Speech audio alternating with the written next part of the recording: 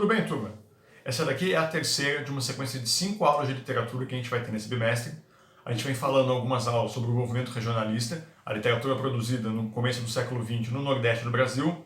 E a aula de hoje continua com essa temática quando a gente vai tratar de um poeta dessa época chamado João Cabral de Melo Neto.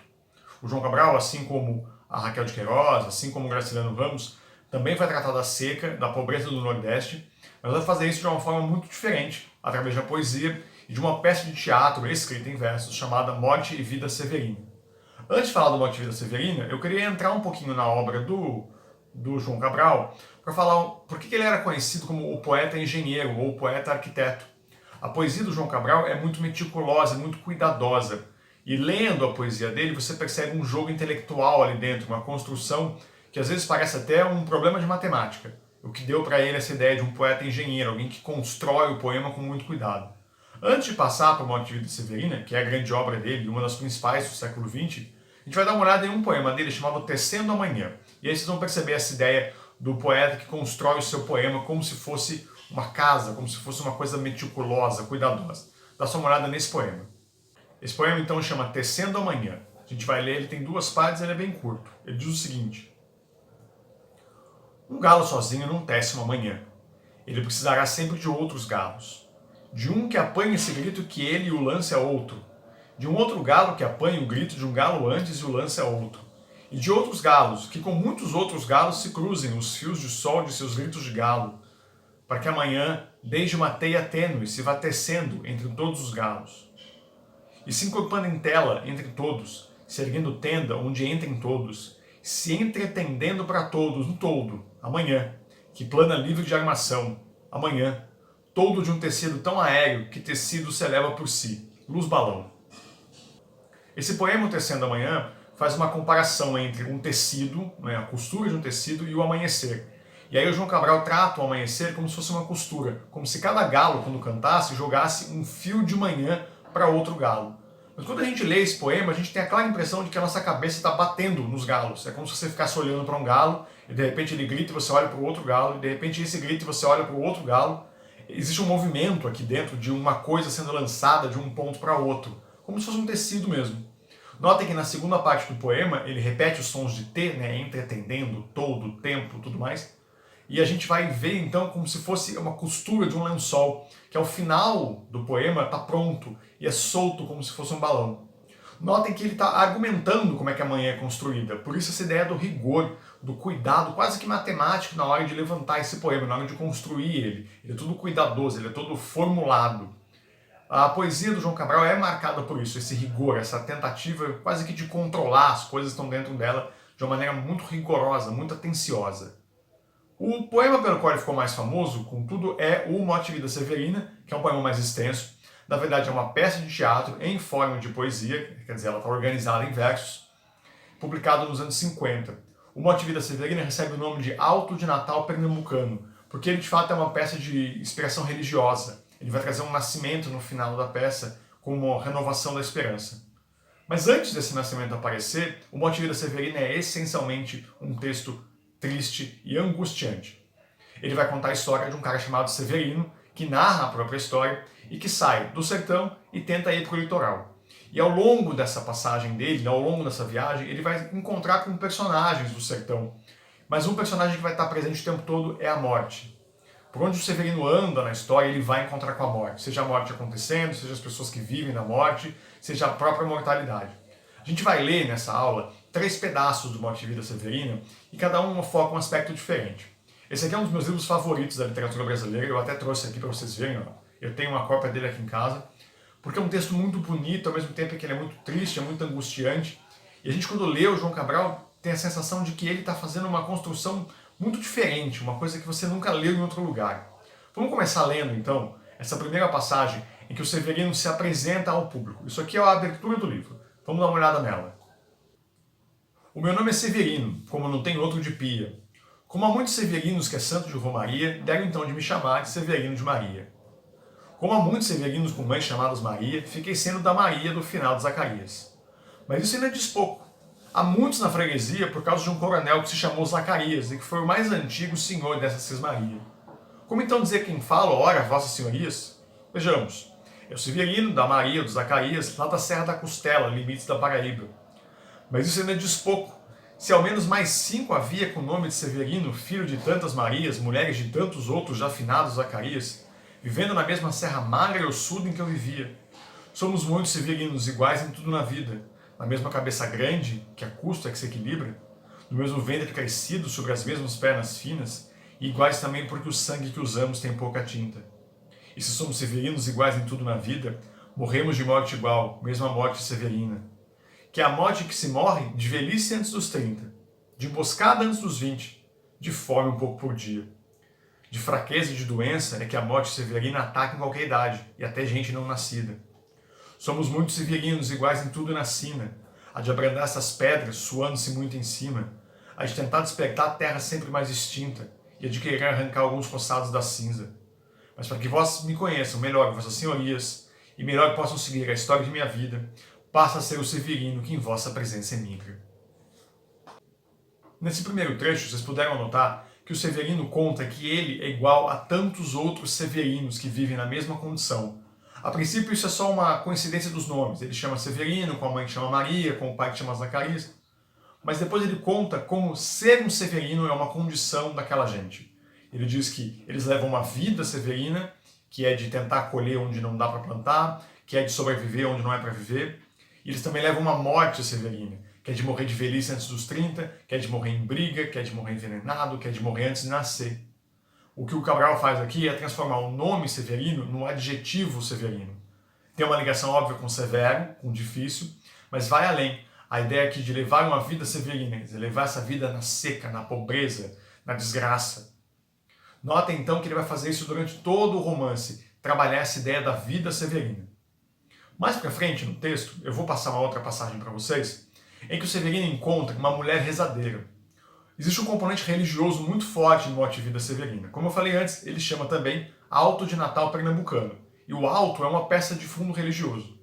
Nesse momento em que ele encontra a rezadeira, ela explica para ele o que ela faz, qual é o trabalho dela. O trabalho das rezadeiras no sertão é o que se chama de encomendar as almas. Quando uma pessoa morre, alguém precisa rezar para que a alma dela encontre o céu e não fique perdida no purgatório.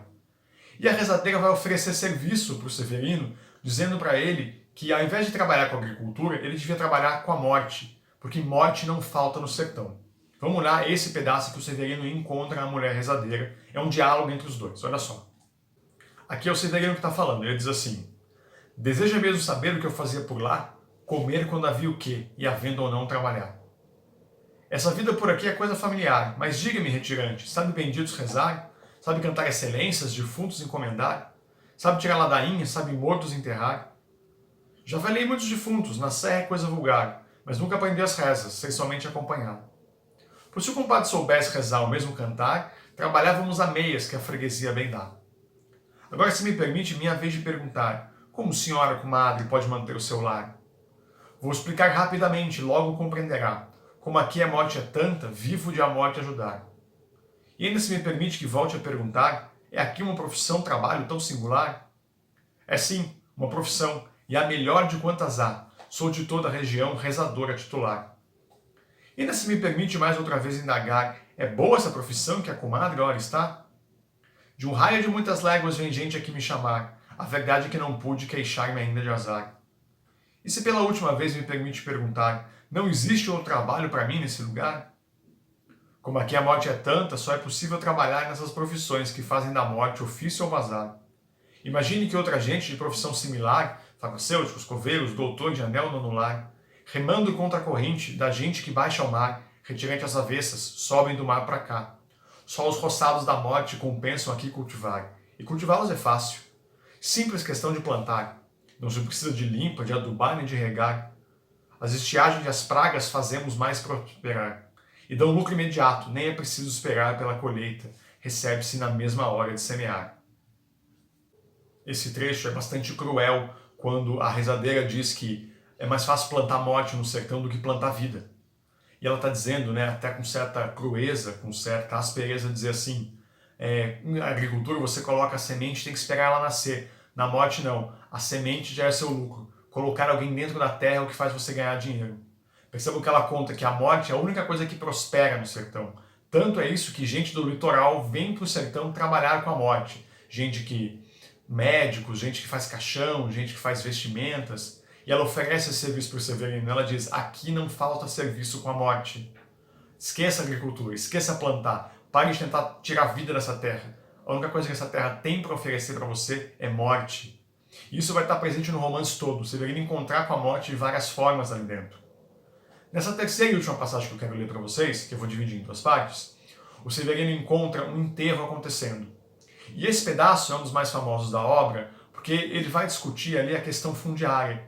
Qual é a terra que o sertanejo tem direito? E a solução que se chega, a resposta que se chega, é que a única terra que o sertanejo tem direito no Nordeste, na seca, é a terra da própria cova. É o lugar onde ele vai ficar depois de morrer. Vamos ler então esse pedaço que eu vou dividir em duas partes para poder comentar cada uma delas. Olha só. Essa aqui é uma oração que está sendo feita durante o enterro de uma pessoa que o Severino encontrou. E ela diz o seguinte: essa cova em que estás com palmos medida é a cota menor que tiraste em vida. É de bom tamanho, nem largo nem fundo, é a parte que te cabe nesse latifúndio. Não é cova grande, é cova medida, é a terra que querias ver dividida. É uma cova grande para teu pouco defunto, mas estarás mais ancho que estavas no mundo. É uma cova grande para teu defunto parco, porém mais que no mundo te sentirás largo. É uma cova grande para tua carne pouca, mas a terra dada não se abre a boca. Esse pedaço é essencialmente triste, quando ele diz que a terra que o restaurante tem direito é a terra do enterro. É a parte que te cabe nesse latifúndio, quer dizer, aquilo que você queria divisão, você queria igualdade, o teu pedaço é esse, é o pedaço onde você vai ser enterrado. E aí é uma série de comparações entre o tamanho da cova e a vida e o corpo do sertanejo. Em vários momentos eles dizem, a cova é grande para a tua carne pouca, quer dizer, por tamanho do teu corpo, miúdo, raquítico, por causa da fome, essa terra é enorme. Tem mais terra aqui do que você precisa.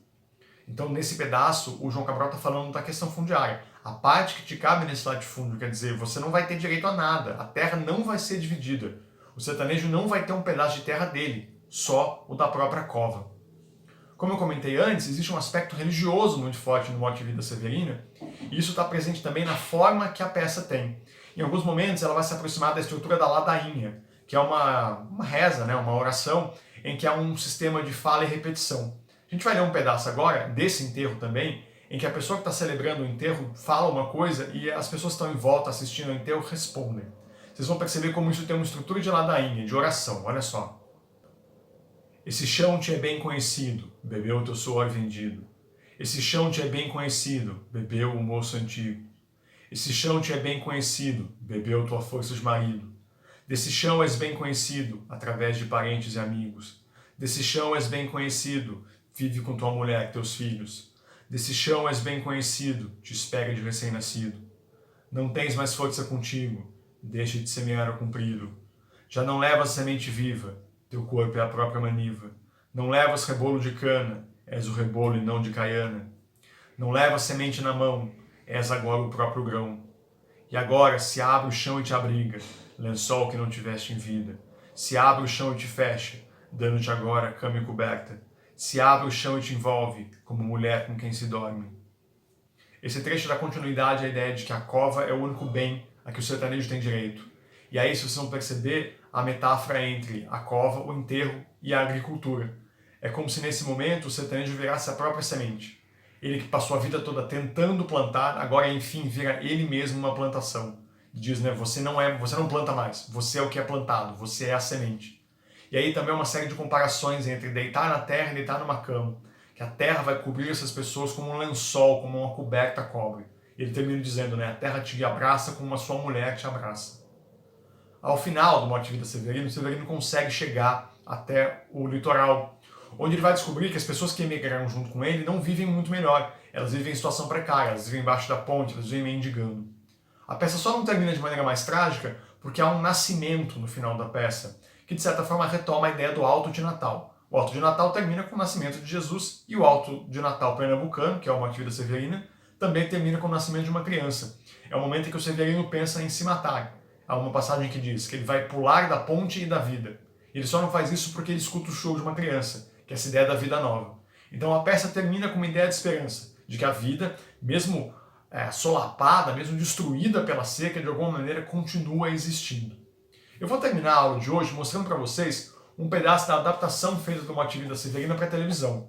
Nos anos 80, a Globo fez um especial em que os poemas foram musicados pelo Chico Buarque e cantados por uma série de cantores da época.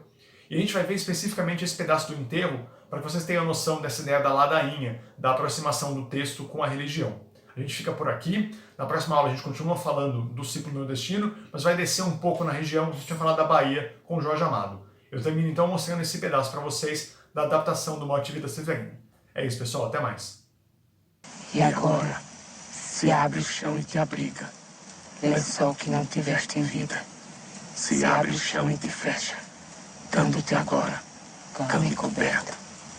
Se abre o chão e te envolve, como mulher com quem se dorme. Essa cova em que estás com palmos medida é a conta menor que tiraste em vida. É a conta menor que tiraste em vida. É de bom tamanho, nem largo nem fundo. É a parte que te cabe deste latifúndio. É a parte que te cabe desse latifúndio. Não é cova grande, é cova medida.